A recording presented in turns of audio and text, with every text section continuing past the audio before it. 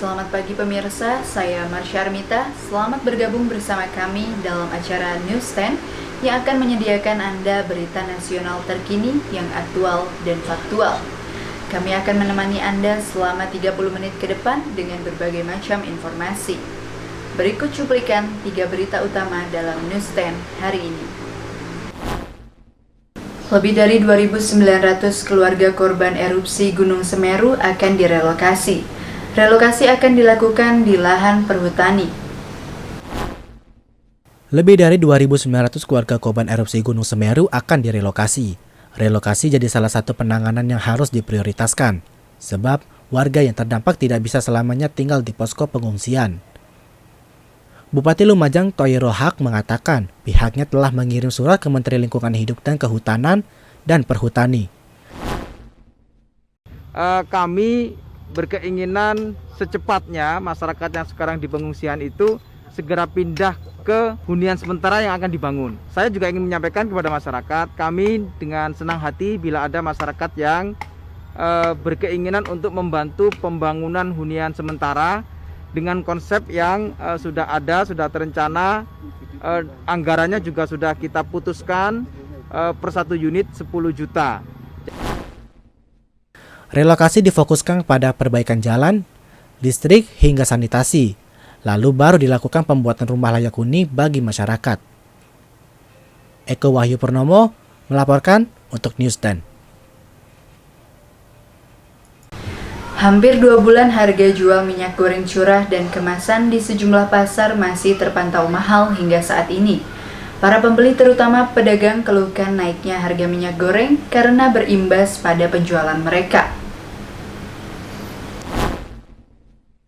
Hampir 2 bulan harga minyak goreng di pasar merangkak naik. Kenaikan harga ini terjadi secara bertahap di sejumlah wilayah.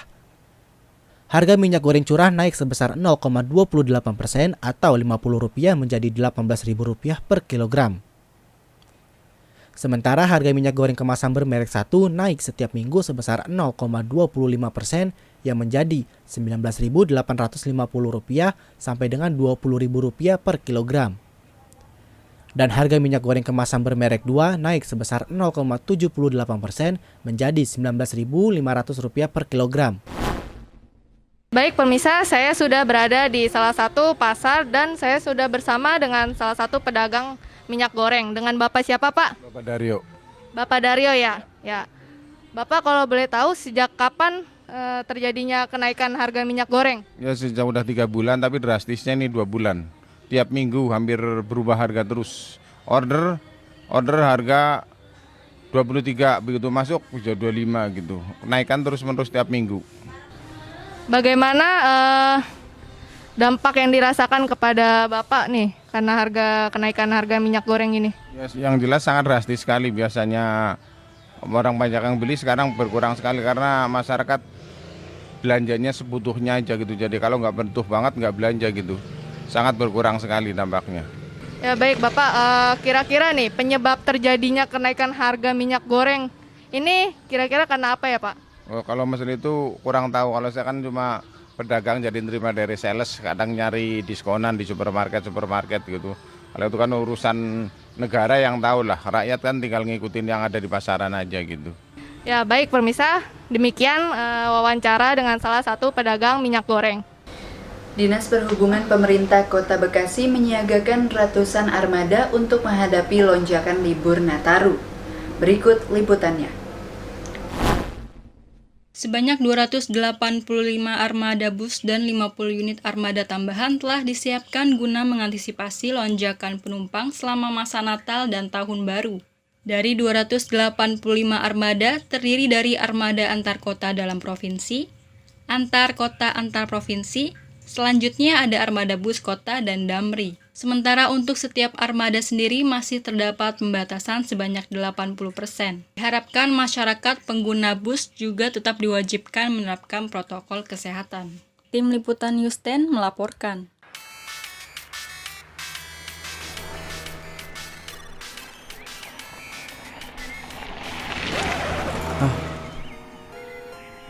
Itu kan corona.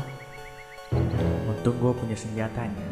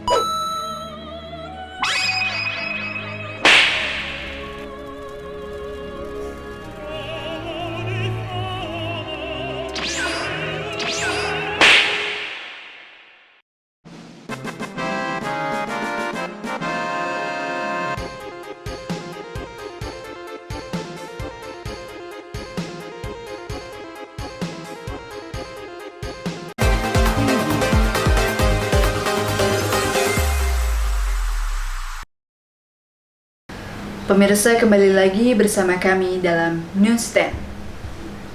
Dalam mengantisipasi dampak dari pasang maksimum air laut, masyarakat dihimbau untuk selalu waspada dan siaga, serta memperhatikan info cuaca maritim dari BMKG.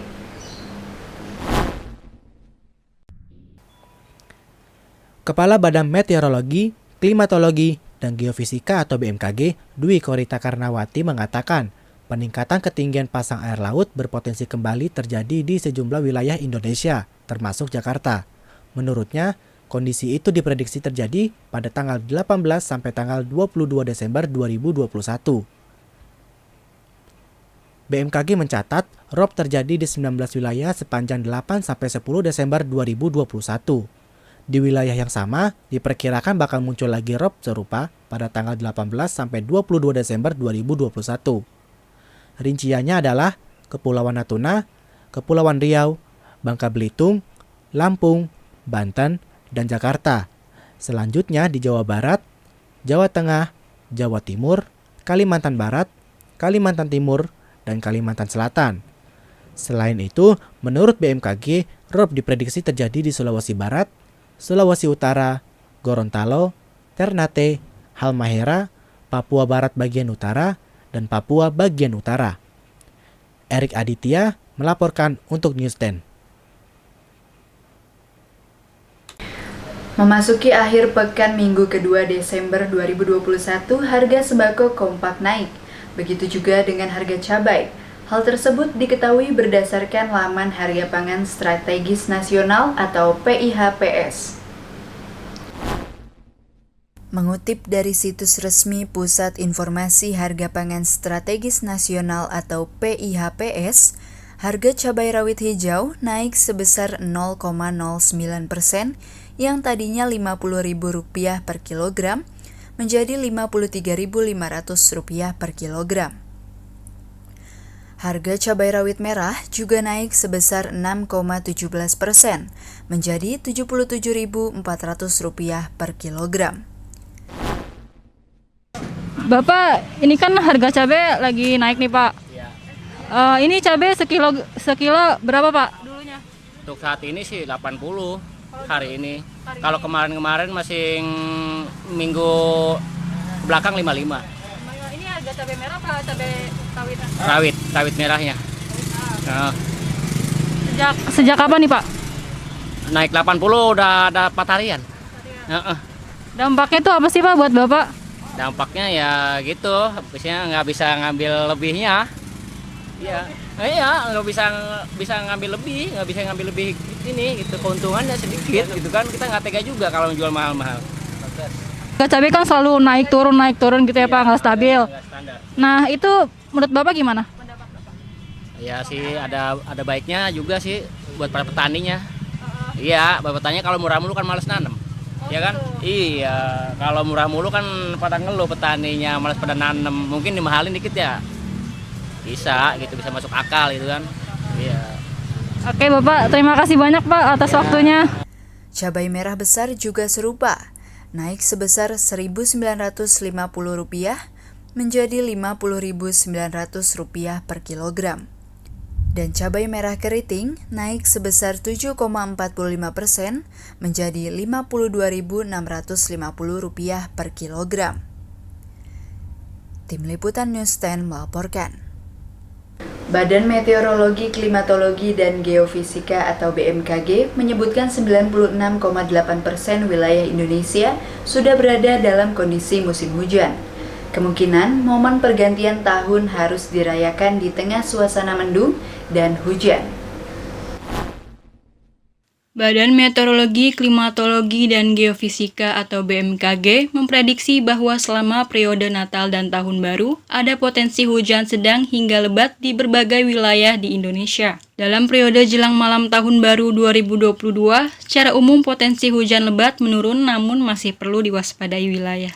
Dalam periode jelang malam Tahun Baru 2022, secara umum potensi hujan lebat menurun, namun masih perlu diwaspadai dalam wilayah Sumatera bagian selatan, Pulau Jawa, Kalimantan, Sulawesi, NTB, NTT, dan Maluku Utara. Berdasarkan jumlah zona musim atau ZOM hingga 20 Desember 2021, sebanyak 93,27% wilayah Indonesia sudah memasuki musim hujan. Tim Liputan News 10 melaporkan.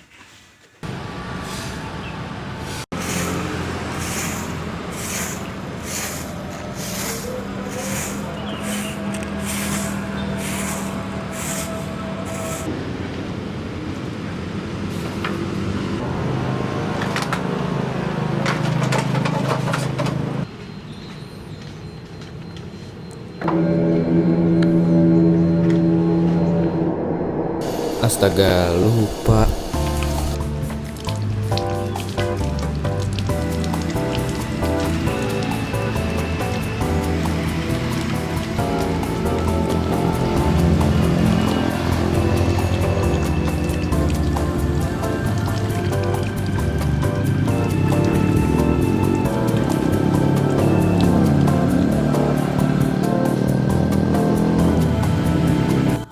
Dalam kondisi pandemi ini, setelah kalian melakukan aktivitas sehari-hari, biasakan untuk mencuci tangan dengan sabun, atau kalian bisa mencuci tangan dengan hand sanitizer.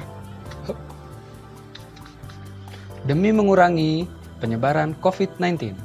Terima kasih.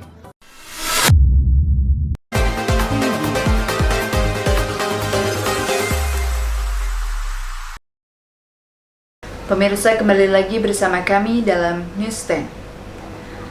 Polsek Bekasi Utara membantu mempercepat program vaksinasi COVID-19 secara massal bertahap melalui RT dan RW di wilayah hukum setempat.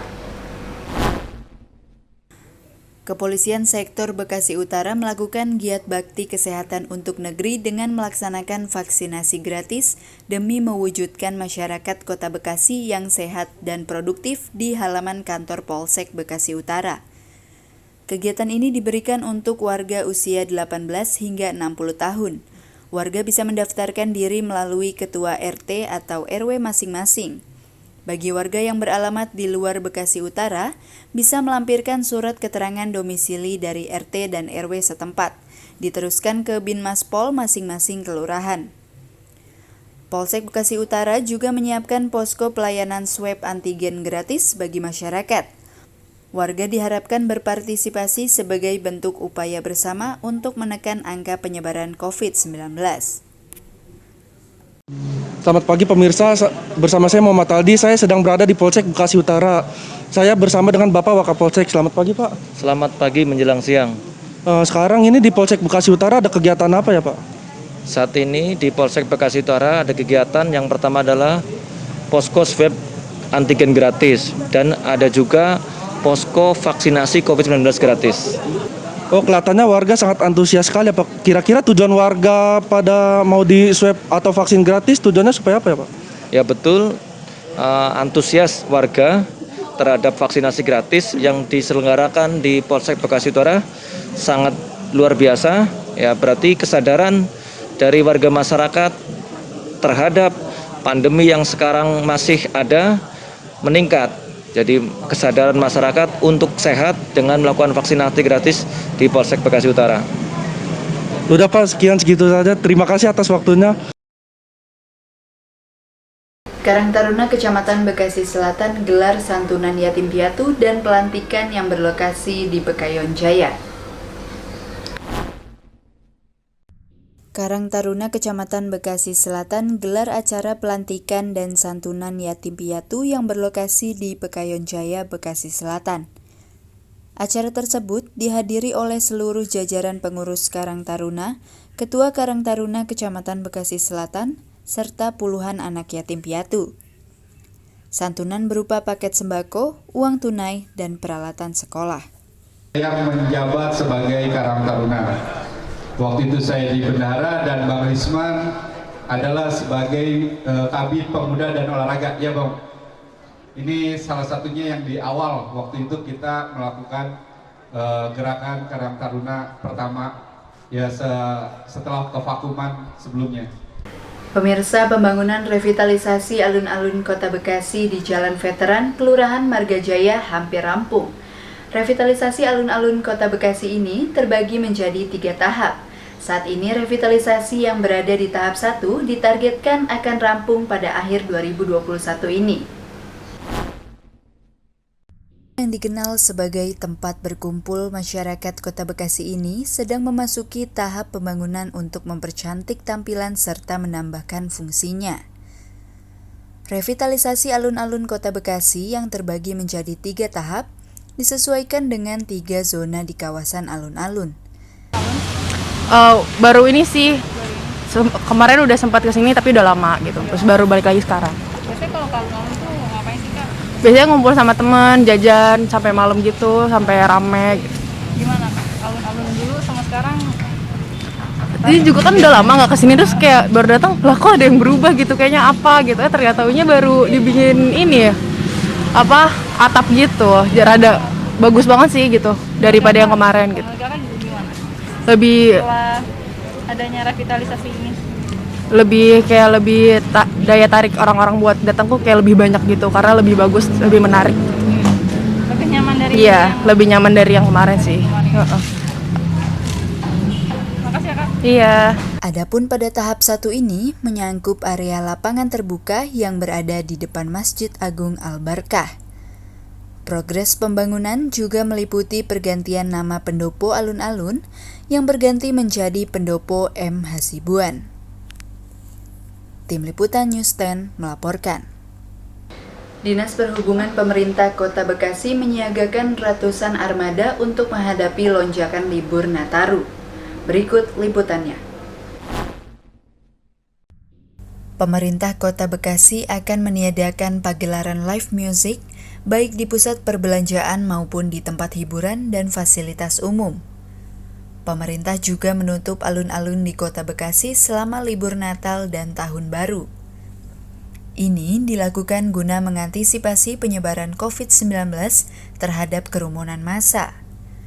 Aturan pelanggaran live music dan menutup seluruh alun-alun ini tertuang dalam surat edaran. Alun-alun akan ditutup mulai tanggal 31 Desember 2021 dan akan kembali dibuka pada 2 Januari 2022. Tim Liputan News 10 melaporkan. Pemirsa, demikian informasi yang dapat disampaikan oleh News 10. Saya Marsha Armita, mewakili tim redaksi dan kru yang bertugas mengucapkan terima kasih atas kebersamaan Anda. Selamat beraktivitas dan sampai jumpa.